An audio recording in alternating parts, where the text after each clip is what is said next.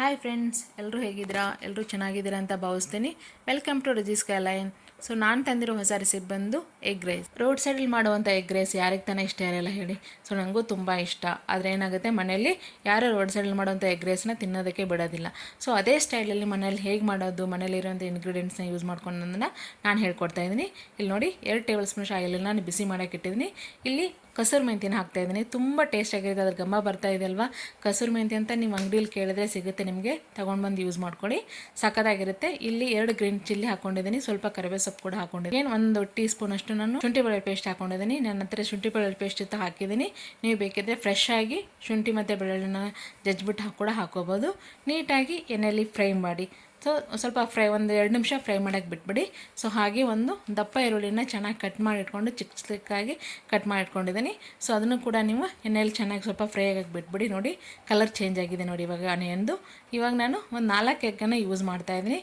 ನಾನು ಆ್ಯಕ್ಚುಲಿ ಒಂದು 3 ಜನಕ್ಕೆ ನಾನು ಎಗ್ ರೈಸ್ ಮಾಡ್ತಾಯಿದ್ದೀನಿ. ಹಾಗಾಗಿ ಸೊ 4 ಎಗ್ಗನ್ನು ತೊಗೊಂಡಿದ್ದೀನಿ. ನೀವು ಎಷ್ಟು ಜನಕ್ಕೆ ಬೇಕು ಆ ಥರ ಕ್ವಾಂಟಿಟಿ ನೋಡಿಕೊಂಡು ಒಬ್ಬರಿಗೆ ಒಂದಂತ ಮಾಡಿಕೊಂಡ್ರು ತೊಂದರೆ ಇಲ್ಲ, ಚೆನ್ನಾಗಿರುತ್ತೆ.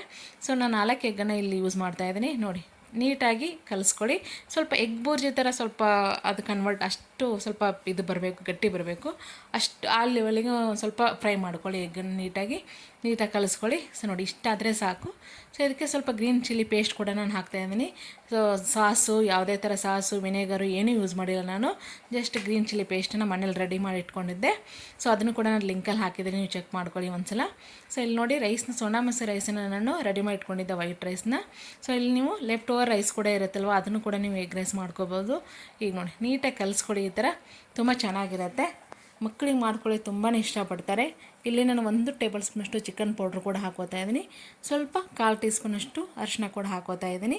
ಸ್ವಲ್ಪ ಕಲರ್ಗೋಸ್ಕರ ಏನು ಮಾಡ್ತೀನಿ, 1/2 ಟೀ ಸ್ಪೂನಷ್ಟು ನಾನು ಚಿಲ್ಲಿ ಪೌಡ್ರ್ ಕೂಡ ಯೂಸ್ ಮಾಡ್ತೀನಿ. ಖಾರ ನೋಡಿಬಿಟ್ಟು ಹಾಕೊಳ್ಳಿ. ನಾನು ಸ್ವಲ್ಪ ಸ್ಪೈಸಿಯಾಗಿರಲಿ ಅಂತ ನಾನು ಖಾರನ ಹಾಕ್ಕೊಂಡಿದ್ದೀನಿ. ನೋಡಿ, ಈ ಥರ ನೀಟಾಗಿ ಕಲಿಸ್ಕೊಳ್ಳಿ. ನೀಟಾಗಿ ಸ್ವಲ್ಪ ಖಾರನ, ಮನೆಯಲ್ಲೆಲ್ಲ ಮಕ್ಕಳಿದ್ರೆ ಸ್ವಲ್ಪ ಖಾರ ನೋಡಿಬಿಟ್ಟು ಹಾಕೊಳ್ಳಿ, ಚೆನ್ನಾಗಿರುತ್ತೆ. ಸೊ ಹಾಗೆ ಸ್ವಲ್ಪ ರುಚಿ ತಕ್ಕಷ್ಟು ಉಪ್ಪು ಕೂಡ ನಾನು ಇಲ್ಲಿ ಸೇರಿಸ್ಕೊತಾ ಇದ್ದೀನಿ. ಸೊ ನೋಡಿ, ನೀಟಾಗಿ ಮಿಕ್ಸ್ ಆಗಿದೆ. ನೋಡಿ, ಎಗ್ ರೈಸ್ ರೆಡಿಯಾಗಿದೆ. ನೋಡಿ, ಸಖತ್ತಾಗಿ ಬಂದಿದೆಯಲ್ವಾ. ಸೊ ನೀವು ಕೂಡ ಮನೇಲಿ ಟ್ರೈ ಮಾಡಿ. ಹೀಗೆ ನಾವು ಮಾಡೋ ರೆಸಿಪಿಗಳು ನಿಮ್ಗೆ ಇಷ್ಟ ಆದರೆ ಲೈಕ್ ಮಾಡಿ, ಶೇರ್ ಮಾಡಿ, ಸಬ್ಸ್ಕ್ರೈಬ್ ಮಾಡೋದನ್ನು ಮರಿಬೇಡಿ. ಸೊ ಎಲ್ಲರೂ ನನ್ನ ಒಂದು ರೆಸಿಪಿಗಳನ್ನ ಇಷ್ಟಪಟ್ಟು ಎಲ್ಲರೂ ಲೈಕ್ ಮಾಡ್ತಿದ್ದೀರಾ, ಶೇರ್ ಮಾಡ್ತಾಯಿದ್ದೀರಾ, ಸಬ್ಸ್ಕ್ರೈಬ್ ಕೂಡ ಮಾಡಿದ್ದೀರಾ. ನನ್ನ ಕಡೆಯಿಂದ ಎಲ್ರಿಗೂ ಥ್ಯಾಂಕ್ಸ್ ಹೇಳೋಕ್ಕೆ ಇಷ್ಟಪಡ್ತೀನಿ. ಸೊ ಹಾಗೆ ಲಾಸ್ಟಲ್ಲಿ ಸ್ವಲ್ಪ ಕೊತ್ತಂಬರಿ ಸೊಪ್ಪು ಕೂಡ ಯೂಸ್ ಮಾಡ್ತಾಯಿದ್ದೀನಿ. ಸ್ವಲ್ಪ ನಾನು ಆನಿಯನ್ನ ಚಿಕ್ಕದಾಗಿ ಕಟ್ ಮಾಡ್ಕೊಂಡಿರೋದನ್ನು ಸೊ ಮೇಲ್ಗಡೆ ಉದುರಿಸ್ತಾ ಇದ್ದೀನಿ. ಜಸ್ಟ್ ಬಾಯಲ್ಲಿ ತಿಂತಾಯಿದ್ದೆ, ಸ್ವಲ್ಪ ಸೈಡ್ ಸಿಗ್ತಾ ಇರಬೇಕು, ಸಖತ್ತಾಗಿರುತ್ತೆ.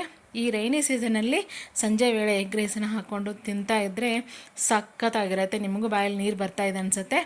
ಲೇಟ್ ಮಾಡಬೇಡಿ, ನೀವು ಮನೇಲಿ ಹೋಗ್ಬಿಟ್ಟು ಒಂದ್ಸಲ ಟ್ರೈ ಮಾಡಿ. ರೋಡ್ ಸೈಡಲ್ಲಿ ಮಾಡುವಂಥ ಎಗ್ ರೈಸನ್ನು ನೀವು ಮನೆಯಲ್ಲಿ ಒಂದ್ಸಲ ಟ್ರೈ ಮಾಡಿ. ತುಂಬ ಈಸಿಯಾಗಿ ಮಾಡ್ಬೋದು. ಸೊ ಮಕ್ಕಳು ಕೂಡ ತುಂಬ ಇಷ್ಟಪಡ್ತಾರೆ. ಈ ರೈನಿ ಸೀಸನಲ್ಲಿ ಈ ಥರ ಎಗ್ ರೈಸನ್ನ, ಬಿಸಿ ಬಿಸಿ ಎಗ್ ರೈಸ್ನ ಮಾಡಿಕೊಂಡು ಮನೇಲಿ ಎಲ್ಲರ ಜೊತೆ ತಿಂತಾಯಿದ್ರೆ ಸಖತ್ ಟೇಸ್ಟ್ ಆಗಿರುತ್ತೆ. ಸೊ ಇವಾಗ ನಾನು ಎಗ್ ರೈಸ್ ರೆಡಿ ಆಗಿದೆ, ತಿನ್ನನ್ವಾ. ನೋಡಿ, ನಾನು ಅದ್ರ ಜೊತೆಗೆ ಸ್ವಲ್ಪ ಈರುಳ್ಳಿ ಕೂಡ ಯೂಸ್ ಮಾಡ್ಕೋತಾ ಇದ್ದೀನಿ. ನೀವು ಟೇಸ್ಟ್ ಮಾಡಿ ಹೇಗಿದೆ ಅಂತ ಕಮೆಂಟ್ ಹಾಕಿ. ಹೀಗೆ ನಾವು ಮಾಡೋ ಎಲ್ಲ ರೆಸಿಪಿಗಳಿಗೆ ಪ್ರೋತ್ಸಾಹಿಸಿ. ರೈಸ್ ಐಟಮಲ್ಲಿ ವೆರೈಟಿ ಆಫ್ ರೈಸ್ಗಳನ್ನ ಹೇಗೆ ಮಾಡೋದು ಅಂತ ನಾನು ಲಿಂಕಲ್ಲಿ ಹಾಕಿದ್ದೀನಿ, ಹೋಗಿ ಒಂದ್ಸಲ ನೋಡ್ಕೊಂಬನ್ನಿ. ಹೀಗೆ ನಾನು ಮಾಡುವ ಎಲ್ಲ ಹೊಸ ರೆಸಿಪಿಗಳನ್ನು ನೀವು ನೋಡಬೇಕಂದ್ರೆ ಬೆಲ್ ಐಕನ್ ಕ್ಲಿಕ್ ಮಾಡಿ, ಸಬ್ಸ್ಕ್ರೈಬ್ ಮಾಡೋದನ್ನು ಮರಿಬೇಡಿ. Thank you for watching my video.